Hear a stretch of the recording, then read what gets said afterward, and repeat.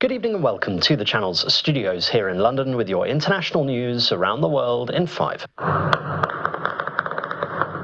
The United Nations says hundreds of people are wounded and that bodies are lying in the streets of Goma in the east of the Democratic Republic of Congo following an advance by M23 rebels on the key city.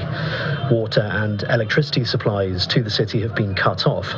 UN experts and others have long accused neighbouring Rwanda of backing the M23, but Rwanda has consistently denied this. At least 17 foreign peacekeepers have now been killed in clashes with the rebels. South Africans. It's a geopolitical theater of confrontation between multiple actors. It has strategic mineral resources. People are fighting over the spoils of who controls what. The potential for that conflict sucking in many of the neighboring states is very high. Rwanda is deeply involved in DR Congo.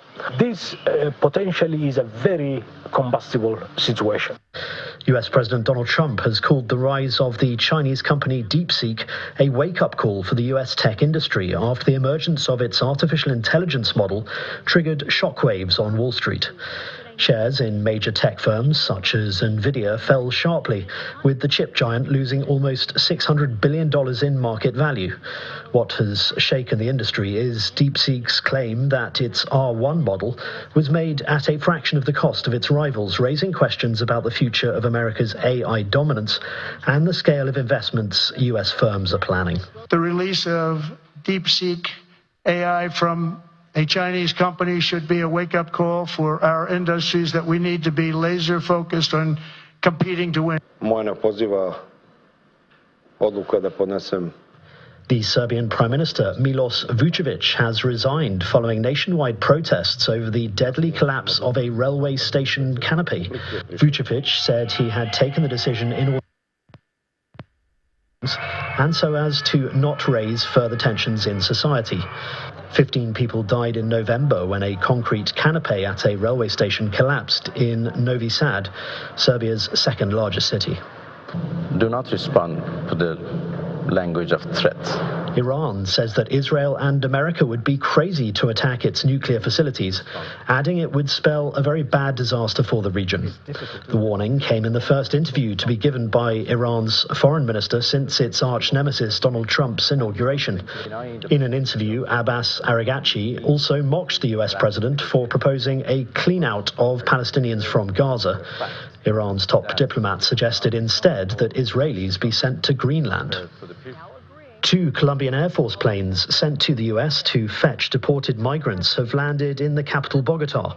The migrants have been on US military flights headed for Colombia on Sunday when Colombian President Gustavo Petro landing, arguing that those on board were being treated like criminals. The incident took the 2 countries to the brink of a trade war after Donald Trump threatened to impose 25% tariffs on Colombian goods, and Mr. Petro said he would retaliate in kind. An inquest jury has concluded that a helicopter crash in the UK in which 5 people were killed at Leicester City's King Power Stadium was an accident.